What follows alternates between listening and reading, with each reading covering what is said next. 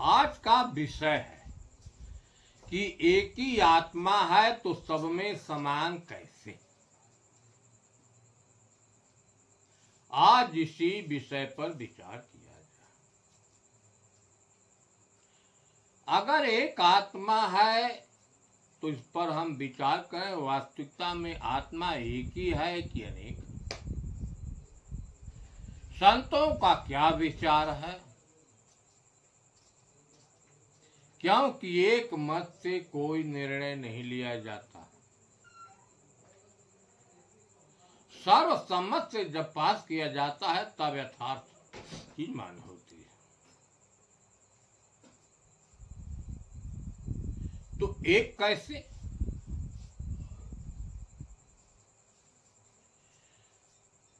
कबीर साहब ने कहा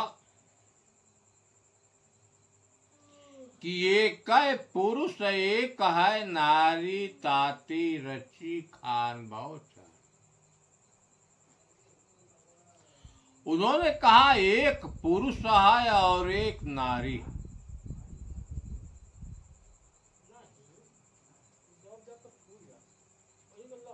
गोस्वामी जी ने कहा एक जड़ है और एक चेतन, इन्हीं दोनों के संयोग से।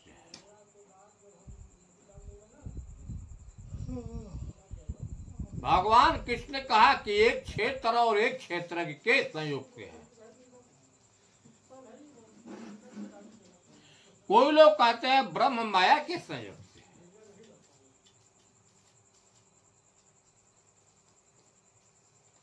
अब यह विचार किया जाए कि जिसको हम चेतन कहते हैं वही क्षेत्र के नाम से कहा जाता है और वही पुरुष नाम से कहा गया। जिसको हम जड़ कहते हैं उसी को क्षेत्र कहा गया है और उसी को नारी।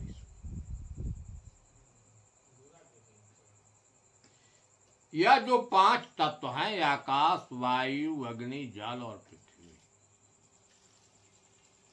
4 तो प्रधान है। यह पृथ्वी तो आंखों से दिखाई देता है, जल भी दिखाई देता है और अग्नि भी दिखाई देता है। लेकिन हवा आंख से नहीं दिखाई देता है, लेकिन हवा यह एहसास होता है कि हवा है। लेकिन आकाश कोई वस्तु नहीं है, कोई तत्व नहीं है, खाली है, पोला है। लेकिन उस पोले का इस शरीर में संयोग है।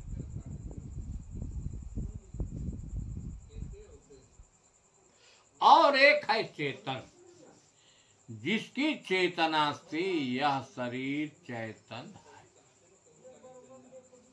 चाहे अंडज हो, चाहे पिंडज हो, चाहे उखमज हो, चाहे स्थावर हो, एक सत्ता की चेतना से सभी लोग चैतन्य, ऐसा शास्त्रों का कहना है। थोड़ा हम बीजक में देखें कबीर साहब का क्या विचार है, क्योंकि बहुत बड़ी अनुभवी महापुरुष थे। उन्होंने कहा एक समाना सकल में। वह कह रहे हैं कि एक ही है जो सब में समाया हुआ है। एक का सकल पसारा, जो एक है सारा पसार उसी का है। एक ज्ञान स्वरूप सो होई, साक्षी दृष्टा सोई। वह एक जो है इस शरीर में ज्ञान स्वरूप का मतलब होता है सबको जानने वाला, सबका जनैया है, सबका साक्षी।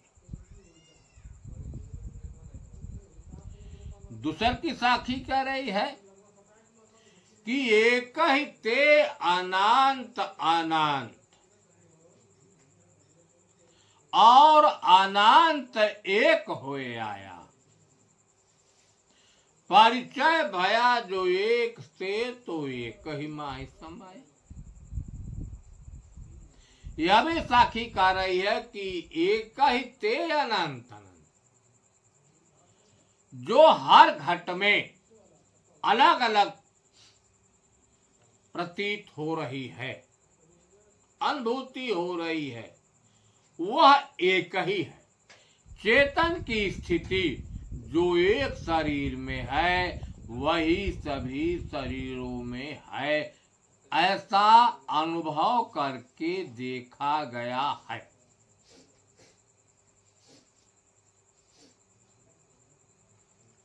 और महापुरुषों के विचारों को हम देखें।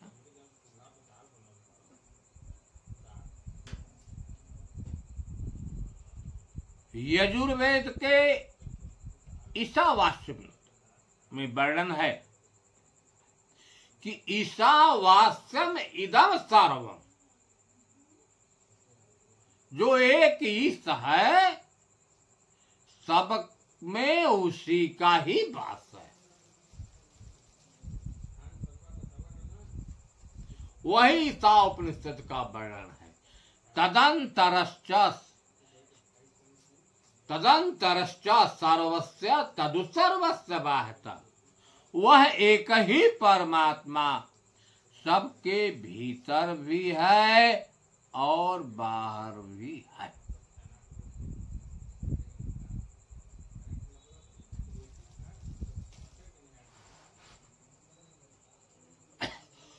भगवान कृष्ण ने भी यही कहा है, वाहिरंतश्च भूतानां चरम चरमेयुच सूक्ष्म त्वा तद्विज्ञेय दूरस्थम।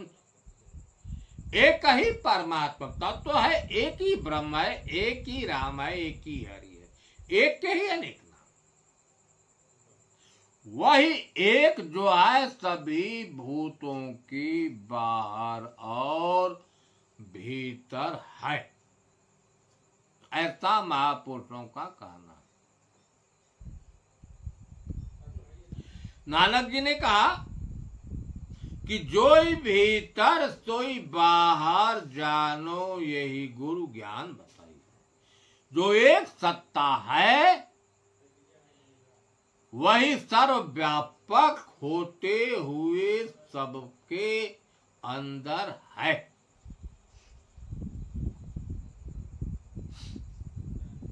घर में बैठा या विराजय बाहर दिसे सोए, खोज खोज सब था किया पार न पावे कोई। यह साखी कभी साहब की। उन्होंने कहा कि जो घट में है वही घट के बाहर भी है।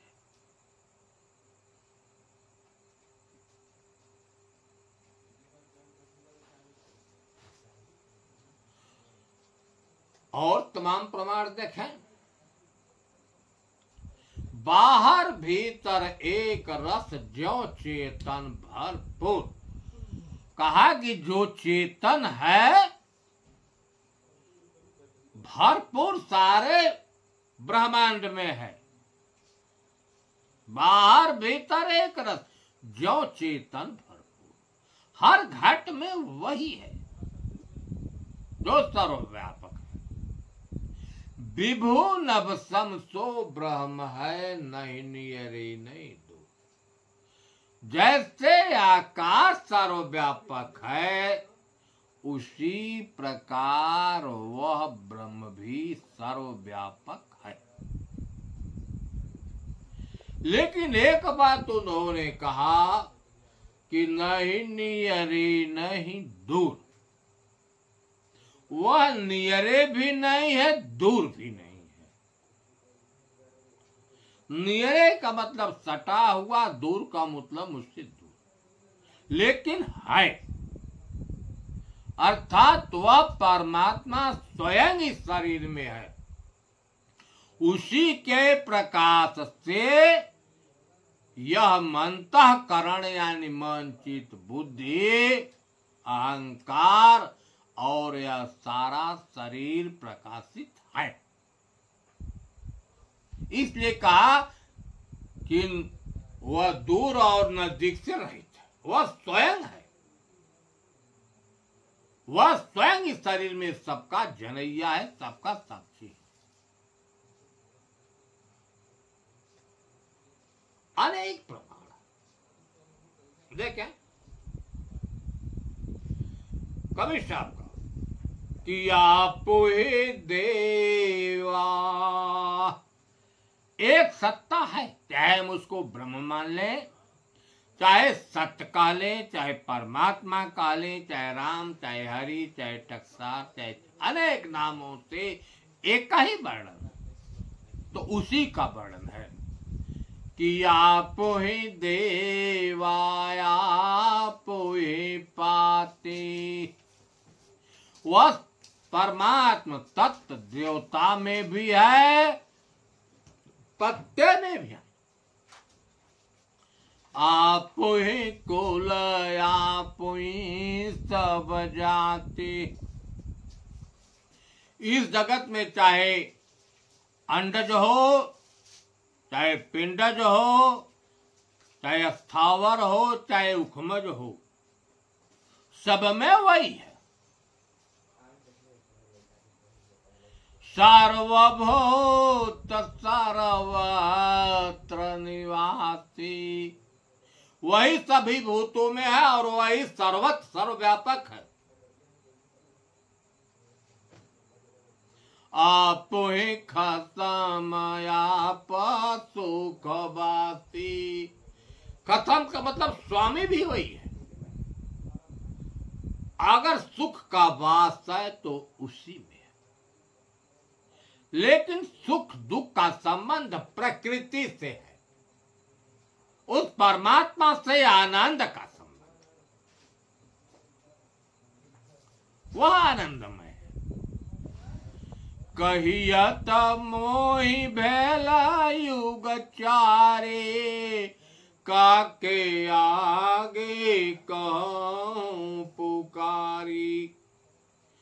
कबीर साहब कहते हैं इस बात को मैं चारों युगों से कहता चला आ रहा हूं, लेकिन कोई मानता नहीं।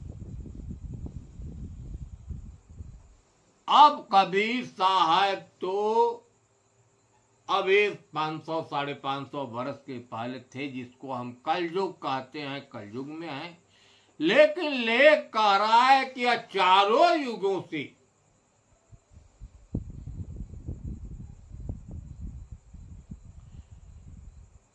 शास्त्रों में वर्णन है। कबीर साहब के जो अनुयायी हैं उन्होंने लिखा है, सतयुग में सत्सुकृत नाम,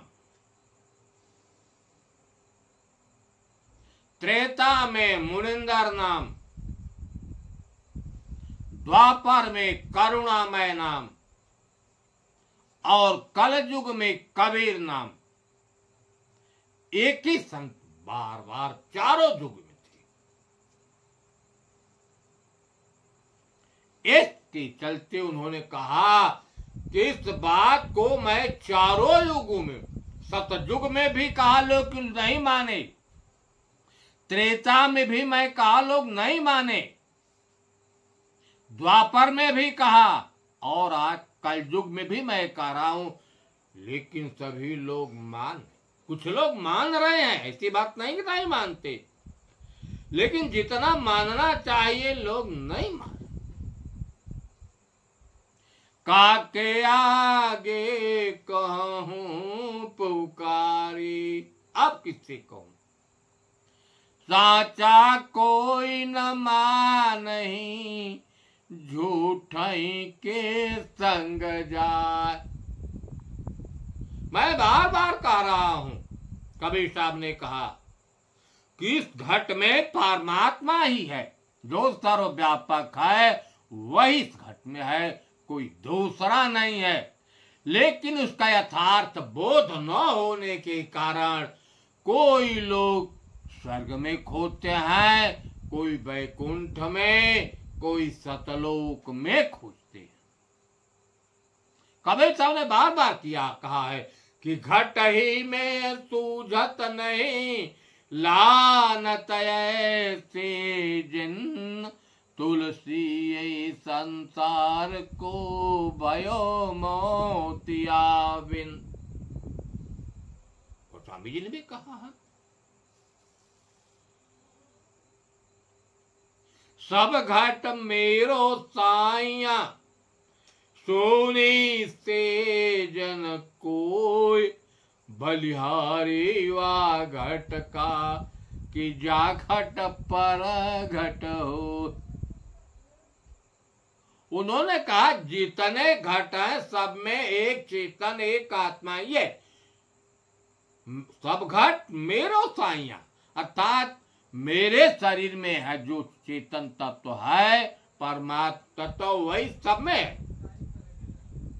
लेकिन उस घट की बलिहारी है कि जिस घट में वह प्रकट, क्योंकि जिन खोजा तिन पाया गहरे पानी पाए, मैं बपुरा डूबन डरा रहा कि न।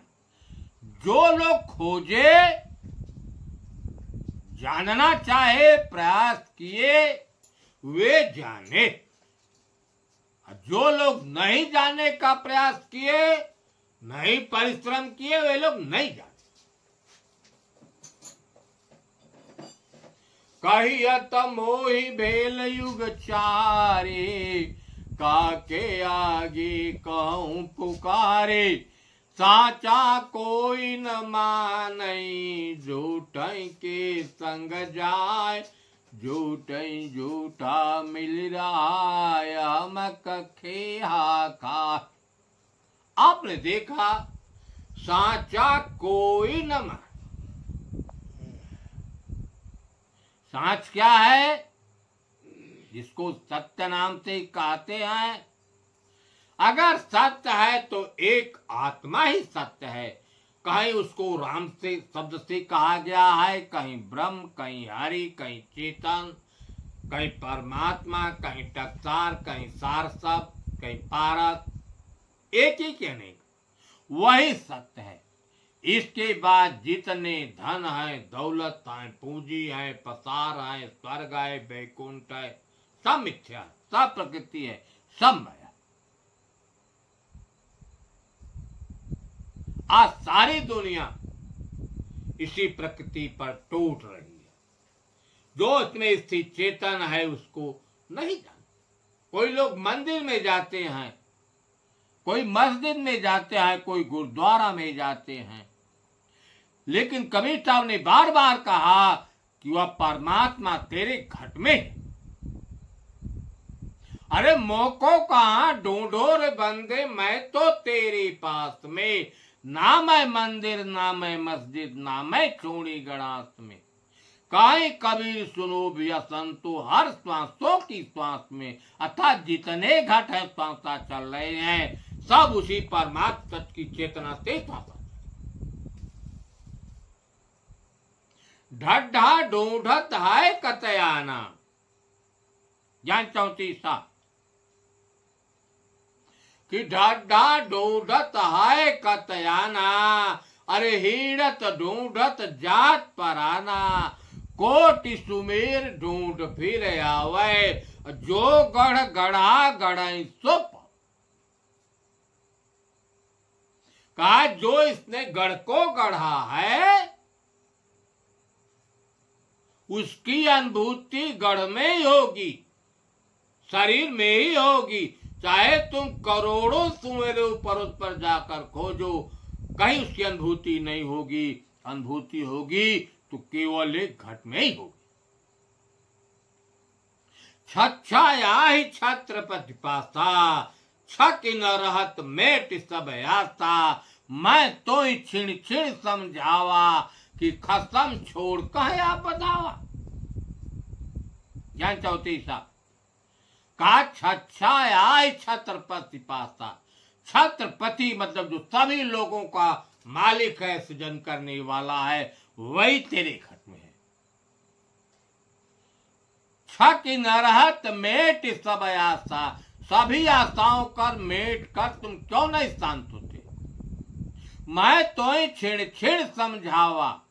कबीर साहब कहता है कि बार बार समझाते हैं, लेकिन इसे जो परमात्मा तत्व इस घट में है उसको छोड़कर तुम कहां जाकर बच जाते हो? कहीं देवी में, कहीं देवा में, कहीं सिद्धि में, कहीं साधना में।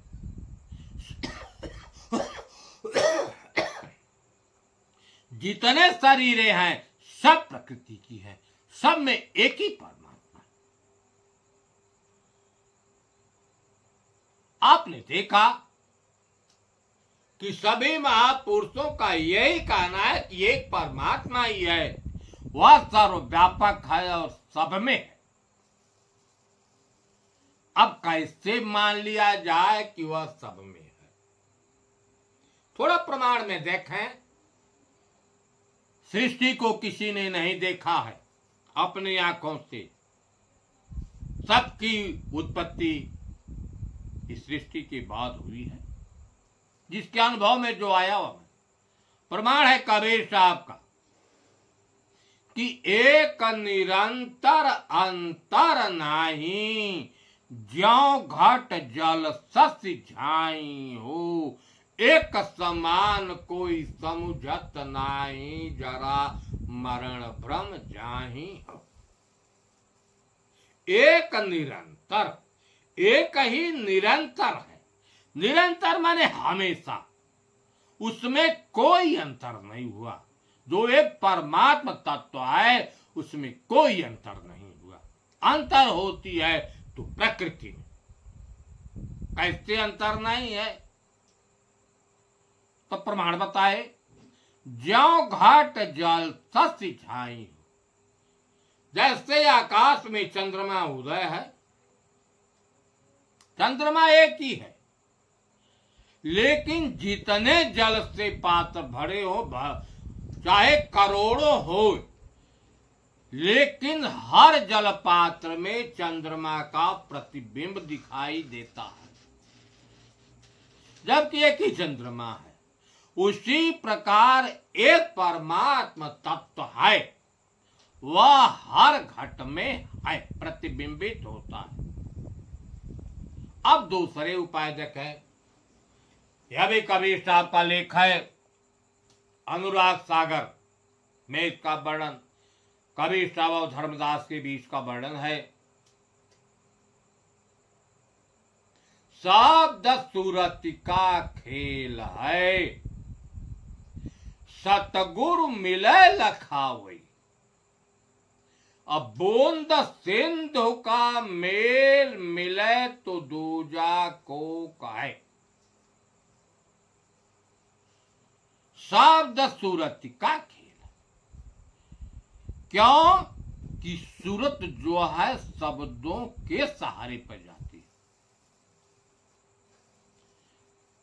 जितने नाम हैं शब्दों से बने।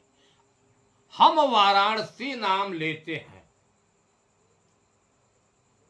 और जो लोग वाराणसी गए हैं उनकी सूरत चली जाएगी।